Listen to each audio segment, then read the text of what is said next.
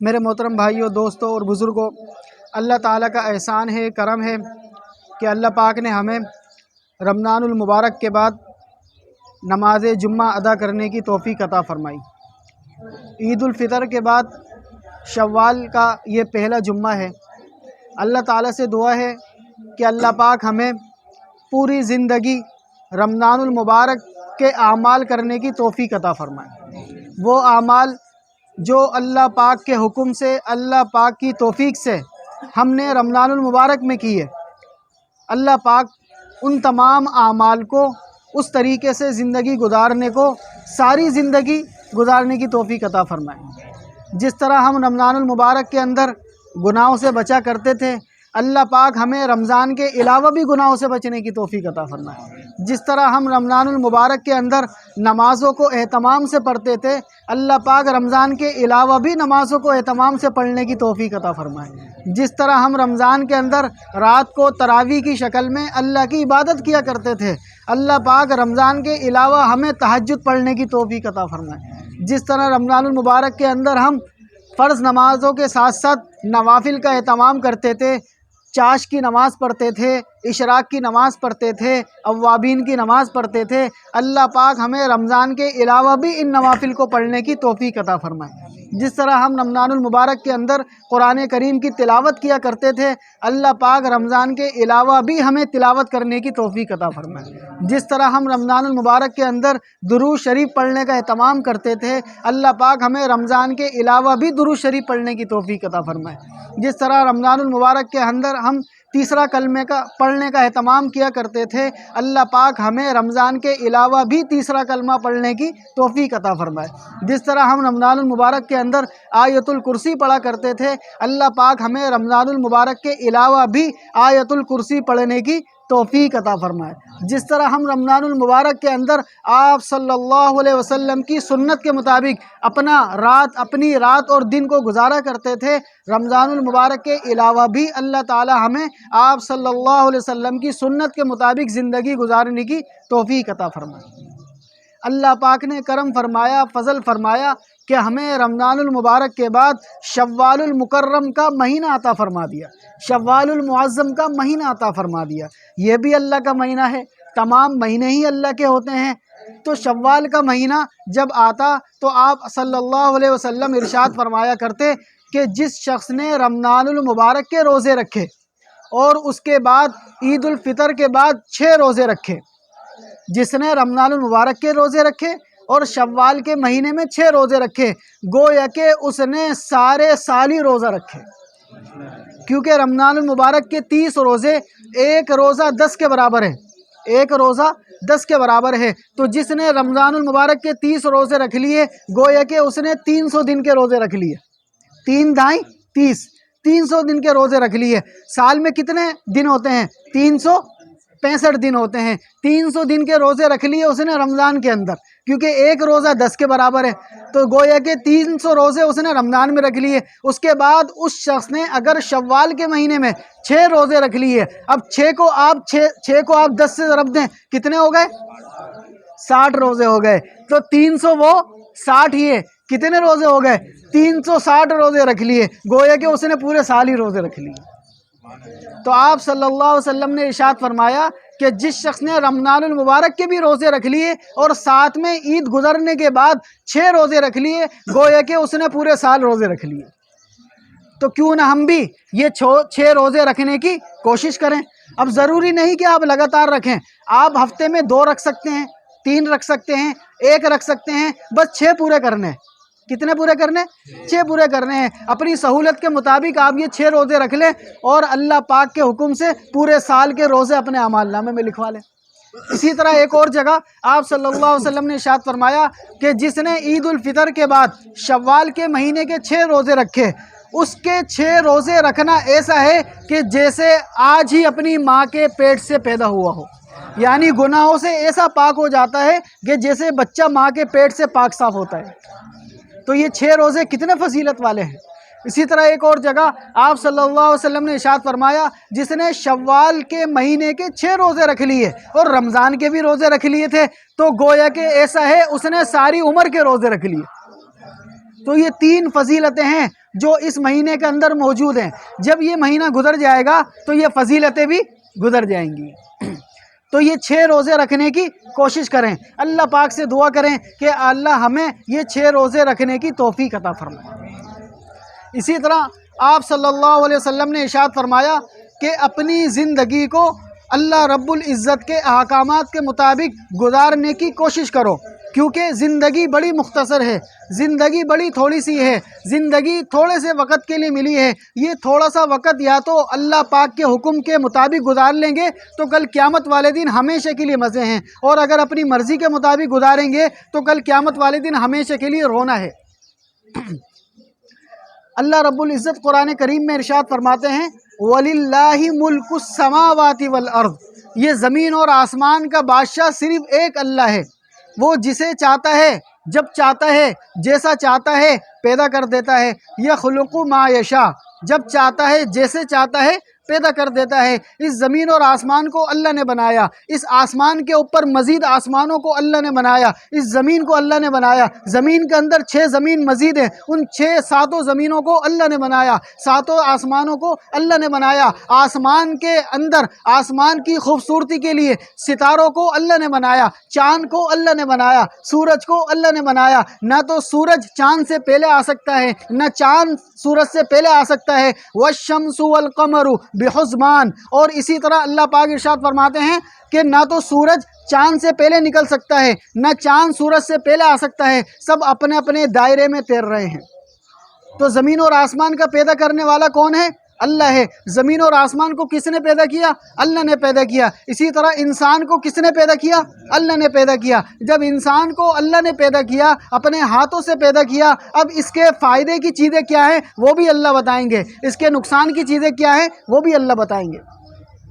تو اللہ پاک نے انسان کو واحد انسان ہے، اشرف المخلوقات بنایا، تمام مخلوقات میں سب سے بہترین بنایا، اپنے ہاتھوں سے بنایا، اور فرمایا وما خلقت الجن والانس الا لیعبدون، اے انسانوں ہم نے تمہیں صرف اپنی عبادت کے لیے پیدا کیا ہے، ہم نے صرف اپنی عبادت کے لیے پیدا کیا ہے۔ آپ صلی اللہ علیہ وسلم سے اللہ پاک نے ارشاد فرمایا وَأْمُرْ أَهْلَكَ بِالصَّلَاةِ وَاسْتَبِرْ عَلَيْهَا لَا نَسْأَلُكَ رِزْقًا نَحْنُ نَرْزُقُكَ وَالْعَاقِبَةُ لِلتَّقْوَىٰ، اے میرے محبوب آپ فرما دیجئے کہ اپنی اولاد کو فرما دیجئے کہ نماز پڑھتے رہو، وَأْمُرْ أَهْلَكَ بِالصَّلَاةِ کہ نماز کو قائم رکھو، ہم آپ سے لَا نَسْأَلُكَ رِزْقًا، ہم آپ سے روزی کمانا نہیں چاہتے بلکہ روزی تو ہم آپ کو دیں گے، روزی تو ہم آپ کو دیں گے۔ وَالْعَاقِبَةُ لِلتَّقْوَىٰ، اور بہترین پرہیزگار تقویٰ ہے، بہترین تقویٰ اللہ پاک کو بڑا پسند ہے۔ اللہ تعالیٰ ایک اور جگہ ارشاد فرماتے ہیں وَمَن يَتَّقِ اللَّهَ يَجْعَل لَّهُ مَخْرَجًا وَيَرْزُقْهُ مِنْ حَيْثُ لَا يَحْتَسِبُ، اللہ پاک ارشاد فرما رہے ہیں کہ جو کوئی بھی تقویٰ اختیار کرتا ہے، پرہیزگاری اختیار کرتا ہے، تو اللہ پاک اس کو ایسی جگہ سے روزی عطا فرماتے ہیں کہ اس کے ذہن و گمان میں بھی نہیں ہوتا۔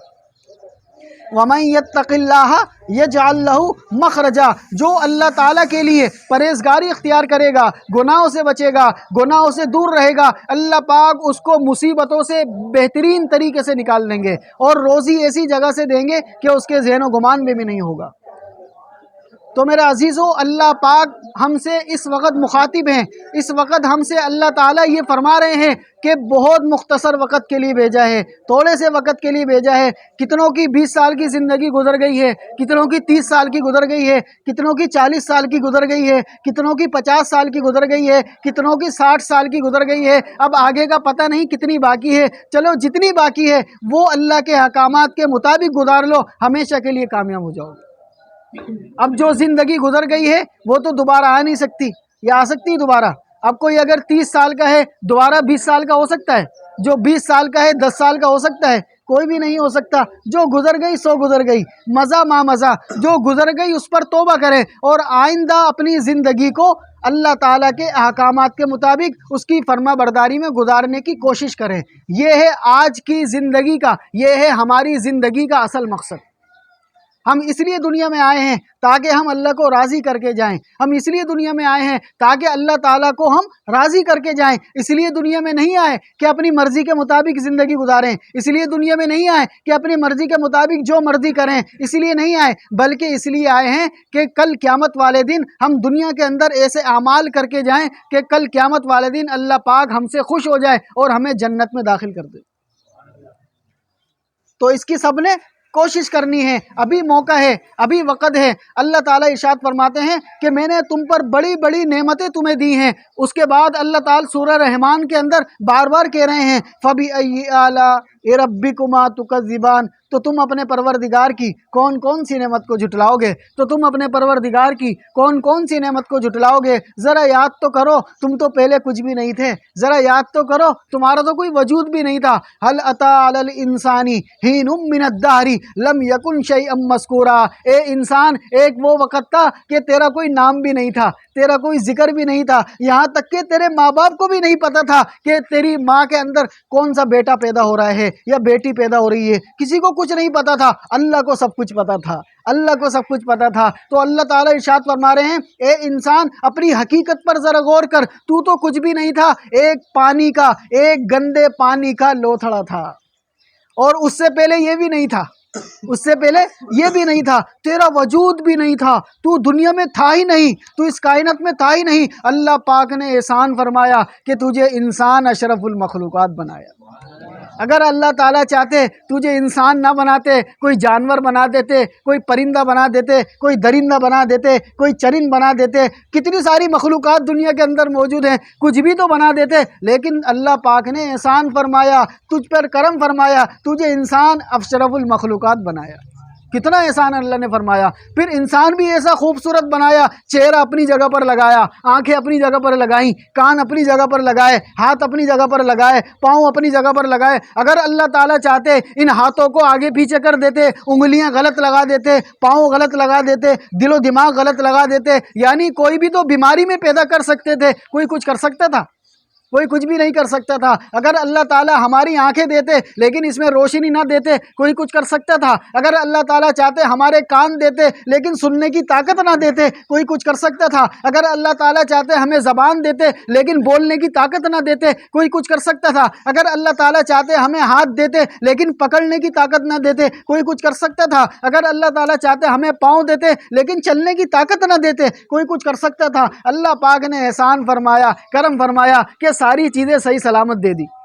اور آج بھی الحمدللہ اللہ تعالیٰ کے حکم سے صحیح سلامت کام کر رہی ہیں. اگر اللہ تعالیٰ ہمارے گناہوں کی طرف دیکھے, ہم رات دن گناہ کرتے ہیں, نمازیں بھی نہیں پڑھتے, قرآن بھی نہیں پڑھتے, ذکر و اذکار بھی نہیں کرتے, اس کے باوجود بھی اللہ پاک ہمارے جسم کو ہمارے حوالے کر دیتے ہیں. اگر ہمارے گناہوں کی طرف دیکھے, آنکھوں سے روشنی کو چھین لے تو کوئی کچھ کر سکتا ہے؟ اگر ہمارے گناہوں کی طرف دیکھے, کانوں کو بہرا کر دیں, کوئی کچھ کر سکتا ہے؟ اگر ہمارے گناہوں کی طرف دیکھے, زبان کو گونگا کر دیں, کوئی کچھ کر سکتا ہے؟ اگر ہمارے گناہوں کی طرف دیکھیں, ہمارے دل کو بیمار کر دیں, ہمارے دل میں کوئی کمی کر دیں, یا تو دل زیادہ دھڑکنا شروع کر دے تب بھی موت آ جائے, دل اگر دھڑکنا نارمل سے کم ہو جائے یعنی کم دھڑکے پھر بھی موت آ جائے.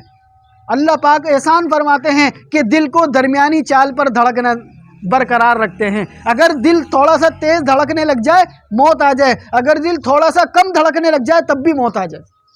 ہم تو سو جاتے ہیں, اللہ پاک فرماتے ہیں اے انسانوں تم تو رات کو سو جاتے ہو, تمہارا تو بس بھی نہیں ہوتا, تمہیں تو ہوش بھی نہیں ہوتا, لیکن اللہ کے حکم سے وہ دل پھر بھی کام کر رہا ہوتا ہے. اللہ کے حکم سے وہ دل پھر بھی کام کر رہا ہوتا ہے. اگر وہ دل کام کرنا چھوڑ دے تو تم سوتے کے سوتے رہ جاؤ. اگر اللہ پاک کے حکم سے وہ دل کام کرنا چھوڑ دے تم سوتے کے سوتے رہ جاؤ. لیکن اللہ پاک ہم سے محبت کرتے ہیں, اللہ پاک اپنے انسانوں سے بڑی محبت کرتے ہیں. اللہ پاک مجھ سے, آپ سے, ساری دنیا کے انسانوں سے بڑی محبت کرتے ہیں. اسی وجہ سے کہتے ہیں کہ اے میرے بندو میں تمہاری توبہ کے انتظار میں ہوں, اے میرے بندو میں تمہاری توبہ کے انتظار میں ہوں. یا عبادی الذین اسرفوا علی انفسہم لا تقنطوا من رحمت اللہ, لا تقنطوا من رحمت اللہ. اے میرے نافرمان بندو, اے میرے نافرمان بندو, میری رحمت سے کبھی مایوس نہ ہونا, میں تمہاری توبہ کے انتظار میں ہوں. آؤ مجھ سے آ کر توبہ کرو, آؤ آ کر مجھ سے معافی مانگو. صرف ایک بار زبان سے کہہ دو یا اللہ ہماری توبہ, میں سارے ہی گناہ معاف کر دوں گا. ایک بار سچے دل سے اللہ پاک سے معافی مانگ لو، میں سارے ہی گناہ معاف کر دوں گا، اور ایسا معاف کروں گا کہ گناہوں کو بھی نیکیوں میں بدل دوں گا، گناہوں کو بھی نیکیوں میں بدل دوں گا۔ ہے کوئی ایسا بادشاہ، ہے کوئی ایسا بادشاہ کہ جو ہمارے گناہوں کو بھی نیکیوں میں بدل دے؟ کوئی نہیں ہے، سوائے ایک اللہ ہے، سوائے ایک اللہ ہے جو ہم سے ہماری ایک ماں نہیں 70 ماؤں سے زیادہ محبت کرتا ہے۔ ایک ماں کتنی محبت کرتی ہے اپنے اولاد سے، اپنے بیٹے سے کتنی محبت کرتی ہے۔ دنیا میں دنیا والی ماں اپنے بیٹے کو پریشان نہیں دیکھ سکتی، اپنے بیٹے کو پریشان نہیں دیکھ سکتی، کسی تنگدستی میں نہیں دیکھ سکتی، کسی بیماری میں نہیں دیکھ سکتی۔ وہ اللہ 70 ماؤں سے زیادہ پیار کرتا ہے، وہ اللہ 70 ماؤں سے زیادہ پیار کرتا ہے۔ بس تھوڑے سے وقت کے لیے اللہ پاک چاہتے ہیں کہ میری مان کر آ جاؤ، میری مان کر آ جاؤ، پھر جنت میں ہمیشہ کے لیے میں تمہاری مانوں گا۔ تم دنیا میں میری مان کر آ جاؤ، میں جنت میں ہمیشہ تمہاری مانوں گا، پھر تمہیں دنیا کی طرح کوئی پریشانیاں نہیں ہوں گی، جنت کے اندر کوئی پریشانی نہیں ہوگی، کوئی بیماری نہیں ہوگی، اور اسی طرح کوئی بڑھاپا نہیں ہوگا۔ وہاں پر ہر چیز ختم، وہاں ہمیشہ کے لیے جوان ہوگے، ہمیشہ کے لیے تندرست رہو گے، ہمیشہ کے لیے خوبصورت رہو گے، ایسی خوبصورتی جس کو کبھی بدصورتی نہیں آئے گی، اور ایسی جوانی کبھی بڑھاپا نہیں آئے گا، ایسی صحت کبھی بیماری نہیں آئے گی، اور ایسی زندگی کبھی موت نہیں آئے گی۔ تو وہ کہاں پر ہوگا؟ وہ جنت میں ہوگا۔ دنیا میں تو انسان جتنا مرضی اچھے سے اچھا کھا لے، اچھے سے اچھا پہن لے، اچھے سے اچھی گاڑی لے لے، اچھے سے اچھا گھر بنا لے، ساری سہولیات بھی لے جائے، اس کے باوجود بھی وہ اپنے بڑھاپے سے نہیں بچ سکتا، اس کے باوجود انسان اپنے بڑھاپے سے نہیں بچ سکتا۔ جب بڑھاپے سے نہیں بچ سکتا تو موت سے کیسے بچے گا؟ آج دنیا کے اندر ایسے لوگ موجود ہیں کہ جن کو کھانے پینے کی ٹینشن نہیں ہے، اے سی کے اندر، ایئر کنڈیشن کے اندر سوتے ہیں، ایئر کنڈیشن کے اندر جاتے ہیں، ان کو کسی چیز کی کوئی ٹینشن نہیں ہے، کھانے پینے کی ٹینشن نہیں ہے، پہننے اوڑھنے کی ٹینشن نہیں ہے، دنیا کی ہر آسائشیں موجود ہیں، لیکن اس کے باوجود بھی وہ بوڑھے ہو جاتے ہیں، اس کے باوجود بھی وہ بوڑھے ہو جاتے ہیں۔ وہ اپنے بڑھاپے کو چھپانے کے لیے کبھی تو بالوں کے اندر کالا کولا لگاتے ہیں، اپنے بڑھاپے کو چھپانے کے لیے کبھی تو پلاسٹک سرجری کراتے ہیں، اپنے بڑھاپے کو چھپانے کے لیے یہ چہرے کی جھائیاں ختم کرواتے ہیں، کبھی تو اپنے بڑھاپے کو چھپانے کے لیے مختلف قسم کی دوائیاں کھاتے ہیں، لیکن بڑھاپا پھر بھی آ جاتا ہے، بڑھاپا پھر بھی آ جاتا ہے۔ کوئی نہیں بچ سکتا۔ جب انسان سب کچھ آنے کے بعد بڑھاپے سے نہیں بچ سکتا تو میرے عزیزوں موت سے کیسے بچے گا؟ موت سے کیسے بچے گا؟ کوئی نہیں بچ سکتا۔ اللہ پاک ارشاد فرما رہے ہیں کہ اے میرے پیارے بندو، اے میرے انسانوں، میں نے قرآن بھیجا ہوا ہے، ذرا اٹھا کر دیکھ لو، تم سے پہلے بڑے بڑے طاقتور آئے، تم تو کچھ بھی نہیں ہو، تم سے زیادہ طاقتور دنیا میں آ کر جا چکے ہیں۔ وہ فرعون جو ساری دنیا کا اکیلا بادشاہ تھا، وہ کبھی بیمار نہیں ہوا، کبھی اس کو کوئی پریشانی نہیں آئی، وہ بھی ہلاک ہو گیا، وہ بھی موت سے نہیں بچ سکتا۔ ایک چھوٹے سے دریائے نیل کے اندر وہ خراب ہو گیا، وہ برباد ہو گیا اور موت کا شکار ہو گیا۔ ذرا قرآن میں اٹھا کر دیکھو، قارون کا واقعہ دیکھو۔ قارون وہ بادشاہ جو ساری دنیا کا اکیلا بادشاہ تھا، قارون کا خزانہ بڑا مشہور ہے، قارون کا خزانہ بڑا مشہور ہے کہ زمین کے اندر کیسے قارون کو اللہ پاک نے خزانے کے سمیت دھسا دیا۔ تو اٹھا کر دیکھو، تم تو کچھ بھی نہیں ہو، تم تو کچھ بھی نہیں ہو، تم سے بڑے بڑے بادشاہ گزرے ہیں، تم سے بڑے بڑے طاقتور گزرے ہیں، اللہ پاک نے ان کو نہیں چھوڑا تو تم کیا چیز ہو؟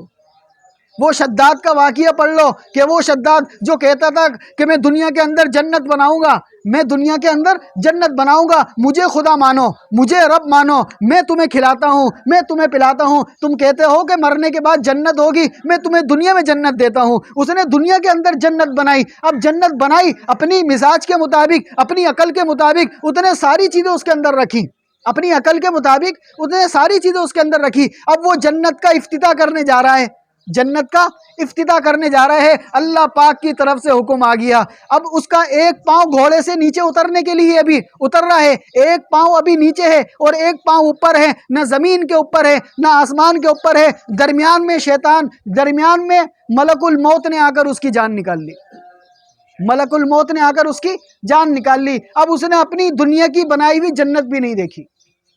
تو یہاں پر اللہ کا حکم چلتا ہے، یہاں پر اللہ کا حکم چلتا ہے، یہاں پر وہ ہوتا ہے جو اللہ چاہتے ہیں، یا وہ نہیں ہوتا جو دنیا کا بادشاہ چاہتا ہے، یا وہ نہیں ہوتا جو دنیا کا بادشاہ چاہتا ہے یا چاہے گا، یا وہ ہوتا ہے جو اللہ چاہتے ہیں۔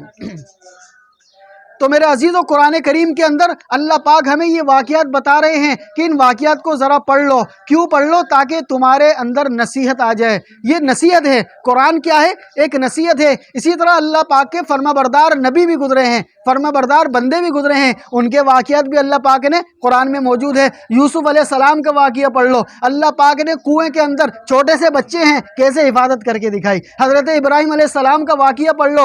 آگ کے اندر اللہ پاک نے کیسے حفاظت کر کے دکھائی. حضرت نوح علیہ السلام کا واقعہ پڑھ لو. اللہ پاک نے کشتی کے اندر کیسے حفاظت کر کے دکھائی. حضرت یونس علیہ السلام کا واقعہ پڑھ لو. اللہ پاک نے مچھلی کے اندر کیسے حفاظت کر کے دکھائی. وہ مچھلی انسان کو کھا جائے تو پتہ بھی نہ چلے, انسان کو کھا جائے تو پتہ بھی نہ چلے. مچھلی کے پیٹ کا اندھیرا, پھر سمندر کا اندھیرا, پھر رات کا اندھیرا, اس کے بعد اللہ پاک نے تمام اندھیروں کے اندر ان کی حفاظت کر کے دکھائی. کتنے سارے اندھیرے ہیں. انسان ویسے ہی سمندر میں گرے تو مر جائے, سمندر میں گرے تو ویسے ہی مر جائے. اللہ پاک نے سمندر سے حفاظت کی, پانی سے نہیں مرے. اس کے بعد اندھیرے سے حفاظت کی, اندھیرے سے نہیں مرے. مچھلی کے پیٹ میں چلے گئے, پیٹ میں اللہ نے حفاظت کی, پیٹ میں نہیں مرے. اللہ پاک ایسے حفاظت کرنے والے ہیں, اللہ پاک ایسے بچانے والے ہیں. پھر اللہ پاک نے ان کے دل و دماغ کے اندر ایک دعا ڈالی. کیوں دعا ڈالی؟ تاکہ یہ بھی پڑھیں اور قیامت تک کے انسان بھی پڑھیں اور پریشانیوں سے نکال کے دکھائے گا. کون سی دعا ہے؟ لا الہ الا انت سبحانک انی کنت من الظالمین. حضرت یونس علیہ السلام مچھلی کے پیٹ میں یہ دعا کر رہے ہیں. جب مچھلی کے پیٹ میں یہ دعا کر رہے ہیں, اس کے انوارات آنا شروع ہو گئے, اس کا کرشمہ آنا شروع ہو گیا, اللہ پاک کی مدد آنا شروع ہو گئی. وہ مچھلی ان کا ایک بنگلہ بن گئی, وہ مچھلی وہ گھر کا نمونہ بن گئی. اللہ پاک کے حکم سے مچھلی کا پیٹ ان کے لیے گھر بن گیا. اب مچھلی کے پیٹ کے اندر کھا رہے ہیں, پی رہے ہیں, گھوم رہے ہیں, جا رہے ہیں. اللہ پاک نے مچھلی کے پیٹ کو بھی گھر بنا دیا اور اس کے اندر رہ رہے ہیں. وہ دعا جیسے ہی پڑھی, اللہ پاک کے حکم سے اس مچھلی نے اپنا منہ کھولا اور وہ پانی میں آ گئے. اللہ پاک کے حکم سے وہ پانی جھالوں کی صورت میں اور جھالوں کی صورت میں سمندر کے کنارے پر پھینک گیا. یہ کون کر رہا ہے؟ اللہ کر رہے ہیں. یہ پانی کس کا محتاج ہے؟ اللہ کا محتاج ہے. پانی ڈبانے کے اندر, پانی ڈبانے کے اندر اللہ کے حکم کا محتاج ہے. مچھلی کھانے کے اندر اللہ کے حکم کی محتاج ہے. ہر چیز اپنے کام کے کرنے میں کس کی محتاج ہے؟ اللہ کی محتاج ہے. اگر اللہ تعالیٰ چاہے پانی کو حکم دے دے, پانی کے ذریعے سے انسان کی پیاس بجھتی ہے, اللہ کے حکم سے بجھتی ہے. اگر اللہ تعالیٰ کا حکم پانی کے پیاس بجھانے سے نکل جائے تو ساری دنیا کا سمندر بھی انسان پی جائے, پھر بھی پیاس نہ بجھے. اللہ کے حکم سے پیاس بجھتی ہے, اللہ کے حکم سے بھوک مٹتی ہے, اللہ کے حکم سے سارے مسئلے حل ہوتے ہیں. ہمارے کرنے سے نہیں ہوتے, ہمارے بولنے سے نہیں ہوتے, بلکہ اللہ کے حکم سے ہوتے ہیں. تو اس بات کا یقین ہمارے دل کے اندر آ جائے کہ یہ جو ہم کر رہے ہیں, یہ جو ہم یہاں پر موجود ہیں, یہ جو ہماری زندگی ابھی موجود ہے, یہ صرف اللہ کے حکم سے موجود ہے. تو اللہ کے حکم سے ہم یہاں موجود ہیں, اللہ کے حکم سے ہم یہاں زندہ ہیں, تو کیوں نہ ہم اسی اللہ کی فرما برداری کر کے زندگی گزاریں. تو اس کی سب کوشش کریں گے نا انشاءاللہ. اللہ پاک نے بہت ساری نعمتیں دی, اس میں سے ایک نعمت ہے اولاد کی نعمت. آپ میں سے کتنے لوگ ہیں جو شادی شدہ ہیں؟ ہاتھ اٹھائیں. اور اولاد والے کتنے جن کے اللہ پاک نے بیٹا یا بیٹی دی ہے؟ ماشاءاللہ, یہ کتنے سارے لوگ بیٹے ہیں. دیکھو یہ جتنے بھی ہیں یہاں پر, ان کو اللہ پاک نے اولاد کی نعمت دی. اس وقت دنیا کے اندر کتنے ہی انسان مسلمان ایسے ہیں کہ جو اولاد کی نعمت سے محروم ہیں. وہ رات دن دعائیں کرتے ہیں, اپنے علاج کرواتے ہیں, لیکن اس کے بعد بھی اللہ پاک نے اس نعمت سے ان کو دور رکھا ہوا ہے. اللہ تعالیٰ قرآن کریم میں ارشاد فرما رہے ہیں وَلِلَّهِ مُلْكُ السَّمَاوَاتِ وَالْأَرْضِ, زمین اور آسمان کا بادشاہ اللہ ہے. يَخْلُقُ مَا يَشَاءُ, جسے چاہتا ہے پیدا کر دیتا ہے. يَهَبُ لِمَن يَشَاءُ إِنَاثًا وَيَهَبُ لِمَن يَشَاءُ الذُّكُورَ, وہ اللہ جسے چاہتا ہے بیٹی دے دیتا ہے, وہ اللہ جسے چاہتا ہے بیٹا دے دیتا ہے, اور جسے چاہتا ہے دونوں دے دیتا ہے, اور جسے چاہتا ہے کچھ بھی نہیں دیتا. تو اللہ پاک نے پہلے بیٹی کا ذکر کیا, بعد میں بیٹے کا ذکر کیا. يَهَبُ لِمَن يَشَاءُ إِنَاثًا وَيَهَبُ لِمَن يَشَاءُ الذُّكُورَ. پتہ چلا بیٹی کی عظمت کو بتا رہے ہیں. پہلے جس کا ذکر ہوتا ہے اس کی قدر و قیمت زیادہ ہوتی ہے بنسبت بعد میں ذکر کرنے والے کی. تو بیٹی کی قدر و قیمت اسلام کے اندر بیٹے سے زیادہ ہے. جبکہ اسلام کے آنے سے پہلے وہ عرب کے مشرکین, وہ عرب کے جاہل لوگ بیٹی کو ایک برا سمجھتے تھے, بیٹی کی پیدائش کو برا سمجھا کرتے تھے, اور جیسے ہی کسی کے گھر میں بیٹی پیدا ہو جاتی وہ اس کو زندہ درگور دفن کر دیا کرتے تھے. اسلام کے آنے سے پہلے آپ صلی اللہ علیہ وسلم کے زمانے میں ایسا ہوا کرتا تھا۔ اللہ پاک نے اس رسم کو ختم فرمایا۔ اللہ پاک نے فرمایا کہ یہ بیٹی اللہ کی نعمت بھی ہے، رحمت بھی ہے۔ اللہ تعالیٰ کی نعمت بھی ہے، رحمت بھی ہے، اور بیٹا اللہ پاک کی نعمت ہے۔ اس کے بعد اللہ پاک یہ فرما رہے ہیں، یہ بتانا چاہ رہے ہیں، اللہ تعالیٰ جسے چاہے بیٹیاں دے، اللہ تعالیٰ جسے چاہے بیٹے دے، اللہ تعالیٰ جسے چاہے دونوں دے۔ مثال کے طور پر سمجھا رہے ہیں، جاؤ جا کر قرآن کریم اٹھا کر دیکھو، حضرت لوط علیہ السلام کے گھر میں صرف بیٹیاں تھیں۔ حضرت لوط علیہ السلام کے گھر میں کیا تھی؟ صرف بیٹیاں تھیں۔ حضرت شعیب علیہ السلام کے گھر میں صرف بیٹیاں تھیں، بیٹے نہیں تھے۔ حضرت لوط علیہ السلام کے گھر میں بیٹے نہیں تھے، صرف بیٹیاں تھیں۔ وہ نبیوں کے گھروں میں بھی ایسا ہو رہا ہے کہ صرف بیٹیاں ہیں، بیٹے نہیں ہیں۔ اسی طرح حضرت ابراہیم علیہ السلام کے گھر میں صرف 2 بیٹے تھے، حضرت اسحاق علیہ السلام اور حضرت اسماعیل علیہ السلام، بیٹیاں نہیں تھیں۔ اسی طرح آپ صلی اللہ علیہ وسلم کے پاس اللہ تعالیٰ نے دونوں دیے، بیٹیاں بھی دی اور بیٹے بھی دیے، لیکن تینوں بیٹے بچپن میں انتقال کر گئے۔ تینوں بیٹے بچپن میں انتقال کر گئے، اور 4 بیٹیاں آپ صلی اللہ علیہ وسلم کے ساتھ رہیں۔ اسی وجہ سے آپ صلی اللہ علیہ وسلم جب کبھی بھی کہیں جاتے تو ارشاد فرماتے ہیں کہ جس کو اللہ پاک نے 2 بیٹیاں دی ہوں، جس کو اللہ پاک نے 2 بیٹیاں دی ہوں، اور وہ ان کی اچھی تربیت کرے، ان کی پرورش کرے، یہاں تک کہ وہ بالغ ہو جائے تو ان کی شادی کرائے، تو وہ اور میں کل قیامت والے دن ایسے ہوں گے جیسے یہ 2 انگلیاں۔ وہ اور میں کل قیامت والے دن کیسے ہوں گے؟ جیسے یہ 2 انگلیاں۔ کیسے ساتھ ساتھ ہیں؟ کیسے ساتھ ساتھ ہیں؟ تو بیٹیوں کی پرورش پر اللہ کے رسول صلی اللہ علیہ وسلم فرما رہے ہیں کہ وہ قیامت والے دن میرے ساتھ ساتھ ہوگا، وہ قیامت والے دن میرے ساتھ ساتھ ہوگا۔ اور جس کے ساتھ آپ صلی اللہ علیہ وسلم ہو، اس کا تو سب کچھ بن گیا، اس کا تو سب کچھ بن گیا۔ اب وہ اس کا ہاتھ پکڑ کے لے کر ہی جائیں گے جنت میں، اب وہ تو چھوڑ ہی نہیں سکتے اس کو۔ تو یہ کس کے اوپر آ رہی ہے فضیلت؟ بیٹیوں کے اوپر آ رہی ہے۔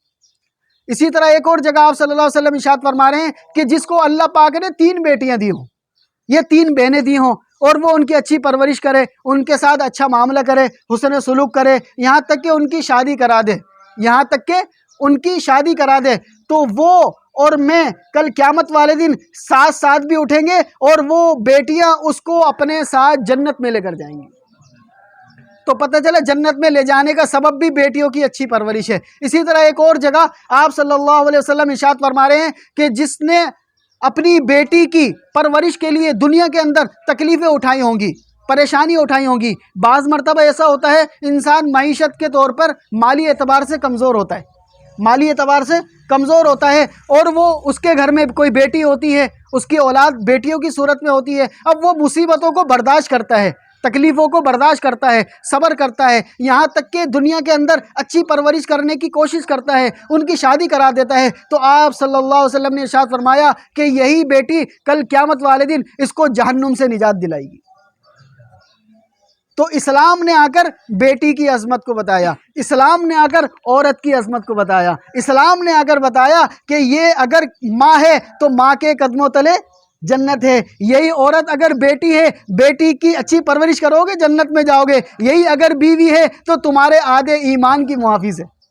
بیٹی ہے تب بھی عظمت، ماں ہے تب بھی عظمت، اور اسی طرح بیوی ہے تب بھی عظمت، بہن ہے تب بھی عظمت، دادی بڑھ گئی اور زیادہ اہمیت۔ اسی طرح جب ماں ہوتی ہے، ماں کی کتنی قدر ہم کرتے ہیں، ماں کی ہم کتنی قدر کرتے ہیں، کتنی عزت کرتے ہیں، وہی ماں جب دادی بنتی ہے تو زیادہ کرتے ہیں، وہی ماں جب دادی بنتی ہے تو زیادہ کرتے ہیں، نانی بنتی ہے اور زیادہ کرتے ہیں۔ یہ اتنا خوبصورت دین کس نے دیا؟ اتنا خوبصورت دین اللہ پاک نے دیا۔ اللہ پاک نے نازل فرمایا کہ یہ خوبصورت دین ہے، یہ اسلام ہے کہ جس کے اندر عورتوں کے کیسے پیارے پیارے حقوق ہیں، جبکہ اسلام کے علاوہ، اسلام لانے سے پہلے اسی عورت کو جب تک یہ جوان ہوا کرتی تھی، جب تک یہ خوبصورت ہوا کرتی تھی، اس کو دنیاوی اعتبار سے جانوروں کی طرح استعمال کرتے تھے، جیسے ہی یہ بڑھاپے کی طرف جاتی تھی اس کو اٹھا کر پھینک دیتے تھے۔ یہ تو اسلام نے آ کر بتایا کہ بیٹی کی پرورش کرو، خوب مزے ہی مزے ہیں، بہن کی پرورش کرو، مزے ہی مزے ہیں، بیوی کے اپنے حقوق، ماں کے اپنے حقوق، بیٹی کے اپنے حقوق، بہن کے اپنے حقوق، اور اسی طرح اور جو جتنے رشتے ہیں ان سب کے حقوق اللہ پاک نے اسلام کے اندر بتائے۔ تو اس میں جب اولاد ہوتی ہے تو سب سے پہلے اولاد کا جو حق ہے، سب سے پہلا حق اولاد کا یہ ہے کہ اس کا اچھا نام رکھا جاتا ہے۔ کیا کیا جاتا ہے؟ نام رکھا جاتا ہے۔ بچے کا یا بچی کا اچھا نام رکھنا اس کا پہلا حق ہے۔ ہونا تو یہ چاہیے اگر بیٹا پیدا ہو تو قرآن کے اندر شروع کے اندر اللہ پاک کے 99 نام ہیں، صفاتی نام ہیں، ان میں سے کوئی ایک نام رکھیں اور کوشش کریں جس کے اندر لفظ اللہ آئے وہ نام رکھیں۔ مثال کے طور پر عبداللہ، سیف اللہ، اکرام اللہ، خلیل اللہ، حبیب اللہ، محبوب اللہ، اس طرح لفظ اللہ جس کے آخر میں آ رہا ہے وہ نام رکھے تو اللہ پاک کو زیادہ پسند ہے۔ اسی طرح اللہ تعالیٰ ارشاد فرماتے ہیں قُلِ ادْعُوا اللَّهَ أَوِ ادْعُوا الرَّحْمَٰنَ، یا تو اللہ پاک کو اللہ کے نام سے پکارو یا رحمان کے نام سے پکارو، وہ دونوں ہی ناموں کو پسند کرتا ہے۔ یا تو لفظ رحمان کے ساتھ رکھیں، جیسے مثال کے طور پر عبد الرحمن، یہ نام بھی اللہ کو بڑا پسند ہے۔ اسی طرح دوسرا طریقہ یہ بیٹے کے ناموں میں آپ صلی اللہ علیہ وسلم کے صفاتی ناموں میں سے رکھو جو کہ قرآن کریم کے آخر میں 99 نام ہیں۔ آپ صلی اللہ علیہ وسلم کے کتنے نام ہیں؟ 99 نام ہیں، ان میں سے کوئی ایک رکھیں۔ اس کے علاوہ پھر تیسرا درجہ یہ ہے کہ خلفائے راشدین کے نام رکھیں، جیسے حضرت ابوبکر صدیق رضی اللہ تعالیٰ عنہ، عمر فاروق رضی اللہ تعالیٰ عنہ، عثمان غنی رضی اللہ تعالیٰ عنہ، حضرت علی المرتضیٰ رضی اللہ تعالیٰ عنہ، حضرت امیر معاویہ، حضرت امیر حمزہ، اسی طرح صحابہ کرام کا جو دل کرے اس کا نام رکھیں۔ تو یہ بچے کا اچھا نام رکھنا اس کا پہلا حق ہے۔ جب بچہ پیدا ہو جائے تو اس کو سب سے پہلے نہلایا جاتا ہے، صاف ستھرا کیا جاتا ہے، کپڑے پہنائے جاتے ہیں، اور سب سے پہلے اس کی دائیں کان میں اذان دی جاتی ہے، دائیں کان میں اذان دی جاتی ہے اور بائیں کان میں اقامت کی جاتی ہے۔ پھر اگر کوئی بزرگ موجود ہو تو ان کو ایک کھجور دیا جاتا ہے، کھجور وہ اپنی منہ میں تھوڑا سا چباتے ہیں اور پھر وہ بچے کے تالو پر لگاتے ہیں۔ اس کو بولتے ہیں تنحیک کرنا، جس کو ہماری زبان میں گٹی بولتے ہیں۔ کیا بولتے ہیں اردو میں؟ گٹی، کہ کسی اچھے بزرگ سے گٹی پلواؤ، اسی وجہ سے کہ اس کا اثر ہوتا ہے۔ تو پہلا کام نام اچھا رکھا، دوسرا کام کیا کیا؟ اس کو کسی بزرگ سے اس کے کان میں اذان دلوائی اور ہلکا سا کوئی میٹھا اس کی زبان پہ اس کے تالو پہ لگوایا۔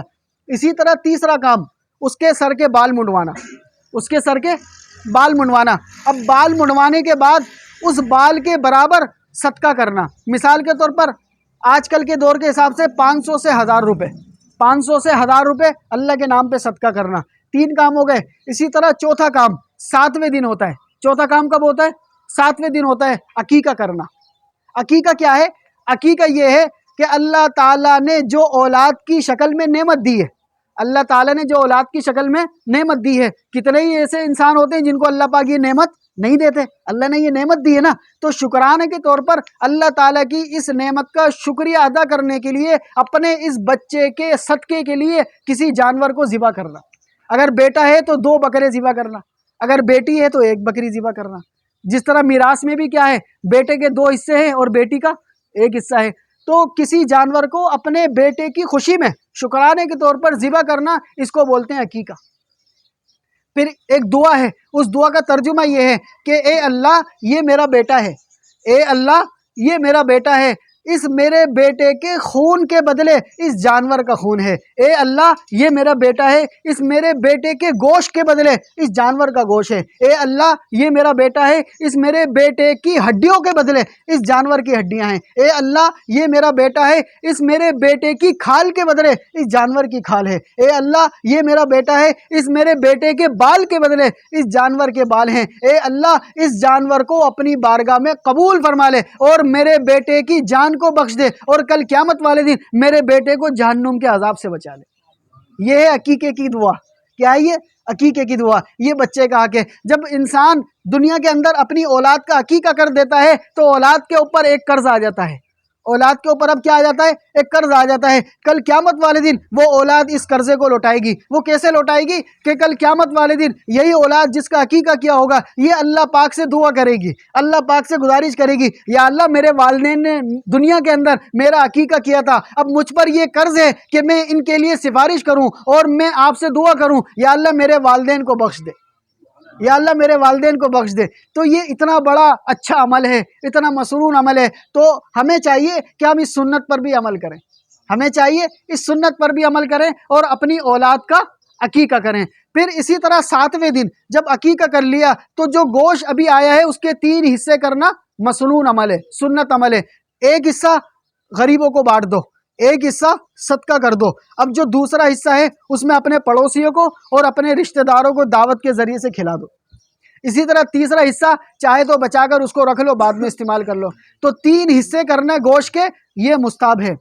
اسی طرح 7ویں دن اس بچے کی اگر ختنہ نہیں کری، اگر لڑکا ہے اور اس کی ختنہ نہیں کری تو ہونا یہ چاہیے کہ 7ویں دن اس کی ختنہ کروا دیں. حضرت ابراہیم علیہ السلام نے اپنے بیٹے حضرت اسحاق علیہ السلام کی ختنہ 7ویں دن کرائی. کون سے دن کرائی؟ 7ویں دن کرائی. حضرت ابراہیم علیہ السلام نے اپنے بیٹے اسماعیل علیہ السلام کی ختنہ کب کروائی؟ پتہ ہے کسی کو کب کروائی؟ 13 سال کی عمر میں کرائی. کتنا وقت گزر گیا کسی مجبوری کی وجہ سے، کیونکہ حضرت ابراہیم علیہ السلام تو مکے سے آ گئے تھے شام، وہ تو پھر کئی سال بعد واپس گئے. تو اسی وجہ سے علماء کرام فرماتے ہیں کہ پہلا درجہ یہ ہے، پہلی فضیلت یہ ہے کہ 7ویں دن جب عقیقہ ہو رہا ہو بچے کی ختنہ کروا دو، اور اگر کسی مجبوری کی وجہ سے نہیں کروا سکے تو 12 سال کے اندر کبھی بھی کروا دو. یہ بات سمجھ گئے؟ اسی طرح حضرت محمد مصطفیٰ صلی اللہ علیہ وسلم نے اپنے دونوں نواسے حضرت حسن اور حضرت حسین رضی اللہ تعالی عنہما کی 7ویں دن ختنہ کرائی. کون سے دن کرائی؟ 7ویں دن. یہ بھولیں گے تو نہیں اب؟ حضرت اسحاق علیہ السلام کی ابراہیم علیہ السلام نے کب کروائی؟ 7ویں دن کروائی. حضرت اسماعیل علیہ السلام کی 13 سال کی عمر میں کروائی. اور اسی طرح آپ صلی اللہ علیہ وسلم نے حضرت حسین اور حضرت حسن رضی اللہ تعالیٰ عنہما کی کب کروائی؟ 7ویں دن کرائی. تو 7ویں دن ختنہ بچے کی کروانا کیا ہے؟ سنت ہے. تو اور اسی طرح جب ختنہ ہو گئی، بال کے برابر صدقہ بھی کر دیا، گوشت بھی کھلا دیا، اب اس کے لیے دعا کریں. اب اس بچے کے لیے کیا کریں؟ دعا کریں. سب سے پہلا حق اس بچے کے لیے دنیا اور آخرت میں کامیابی کی دعا کریں کہ یا اللہ اس کو دنیا میں بھی کامیاب کرے اور آخرت میں بھی کامیاب کرے. اس کے بعد اس کی اچھی پرورش کریں، اس کو سب سے پہلے علم دین حاصل کروائیں. جب وہ علم دین حاصل کرے گا تو دنیا خود ہی اس کو ملتی چلی جائے گی. آپ صلی اللہ علیہ وسلم نے ارشاد فرمایا کہ اے لوگو، تم اپنی اولاد کے لیے اتنا پریشان ہوتے ہو، اگرچہ تم اپنی اولاد کے لیے دنیا کی ساری چیزیں ہی ان کو کیوں نہ دے دو، ساری سہولتیں ان کو کیوں نہ دے دو، اچھی سے اچھی ہر چیز ان کو دے دو، لیکن یاد رکھنا یہی اولاد کل قیامت والے دن تم سے بھاگ رہی ہوگی. یہی اولاد کل قیامت والے دن تم سے بھاگ رہی ہوگی. جب قبروں سے انسان اٹھیں گے اور ماں باپ اپنی اولاد کو تلاش کر رہے ہوں گے، وہ اولاد بھاگ رہی ہوگی. لیکن اگر آپ نے اپنی اولاد کو دنیا کے اندر حافظ قرآن بنا دیا ہوگا، اگر آپ نے اپنی اولاد کو دنیا کے اندر قرآن کا حافظ بنا دیا ہوگا، تو کل قیامت والے دن یہی اولاد اپنے ماں باپ کو ڈھونڈ رہی ہوگی، کہاں ہے میرے امی ابو، کہاں ہے میرے امی ابو. وہاں پر اعلان ہو رہا ہوگا اللہ کی طرف سے کہ آ جاؤ حافظ قرآن کے والدین، آج ہم ان کو سونے کا تاج پہنائیں گے. دنیا کے اندر اگر کسی کو کوئی انعام ملے کتنی خوشی ہوتی ہے کہ دیکھو میری اولاد کی وجہ سے مجھے آج کتنا فخر ہو رہا ہے، میری اولاد کی وجہ سے مجھے پکارا گیا ہے، آج پورے پاکستان میں، پورے کراچی میں میرا نام روشن ہو گیا میری اولاد کی وجہ سے. تو آپ ذرا تصور کریں کہ حضرت آدم علیہ السلام سے لے کر قیامت تک جتنے بھی انسان آئیں گے، جتنے بھی مرد عورت آئیں گے، تمام مرد عورت وہاں کھڑے ہوں گے اور اللہ پاک یہ اعلان کریں گے، آ جاؤ حافظ قرآن کے والدین، اللہ پاک تمہیں اپنے ہاتھوں سے سونے کا تاج پہنائے گا. تو سونے کا تاج کون پہنے گا؟ وہ پہنے گا جس نے اپنی اولاد کو حافظ قرآن بنایا ہوگا. تو آج ہی سے یہ نیت کریں کہ ہم بھی اپنی اولاد کو قرآن کا حافظ بنائیں گے، قرآن کا عالم بنائیں گے، مفتی بنائیں گے، قرآن کا پکا حافظ بنائیں گے، ایسا پکا حافظ کہ وہ بھولے نہیں. قرآن کا عالم باعمل بنائیں گے تاکہ وہ ہمارے لیے کل قیامت والے دن سفارش کر سکے. یہی کام آنے والا ہے. آپ ذرا سوچیں، وہ اللہ جو کافروں کو کھلاتا ہے، وہ اللہ جو نافرمانوں کو کھلاتا ہے، وہ اپنے حافظ قرآن کو نہیں کھلائے گا؟ کیا وہ اللہ حافظ قرآن کے والدین کو نہیں کھلائے گا؟ کیا وہ اللہ اپنے عالم کو جو ساری زندگی اللہ کے راستے میں لگائے رکھتا ہے، کیا وہ اللہ ان کو نہیں کھلائے گا؟ وہ اللہ تو کافروں کو بھی کھلا رہا ہے، وہ اللہ تو ان جانوروں کو بھی کھلا رہا ہے، پرندوں کو بھی کھلا رہا ہے، درندوں کو بھی کھلا رہا ہے، جن کا کوئی کام کاج نہیں ہے، کوئی وہ کاروبار نہیں کرتے، کوئی وہ نوکریاں نہیں کرتے، اللہ پاک ان کو بھی کھلاتا ہے. تو اپنے حافظ قرآن کو نہیں کھلائے گا؟ حافظ قرآن کے والدین کو نہیں کھلائے گا؟ تو آج یہ نیت کریں کہ ساتھ میں ہم خود بھی نیک کام کریں گے، خود بھی نیکیوں پر عمل کریں گے، خود بھی کوشش کریں گے کہ قرآن کو یاد کریں اور اپنی اولاد کو لازمی حافظ قرآن بنائیں گے. تو کریں گے نا انشاءاللہ سب کوشش. اللہ پاک جتنے بھی احباب یہاں صاحب اولاد ہیں، اللہ تعالیٰ تمام صاحب اولاد کو اپنی اولاد کی صحیح دینی تربیت کرنے کی توفیق عطا فرمائے اور حافظ قرآن بنائے، عالم بعمل بنائے، مفتی بنائے، دین اور دنیا کی سمجھ عطا فرمائے، دنیا میں بھی خوشیاں عطا فرمائے، آخرت میں بھی خوشیاں عطا فرمائے۔ اللہ پاک جو کچھ کہا گیا سنا گیا اس پر عمل کرنے کی توفیق عطا فرمائے۔ وآخر دعوانا الحمدللہ رب العالمین۔ درس قرآن، درس حدیث، اصلاحی بیانات، فقہی مسائل اور وظائف کے لیے مفتی ابو بکر انصاری کے چینل کو سبسکرائب کریں۔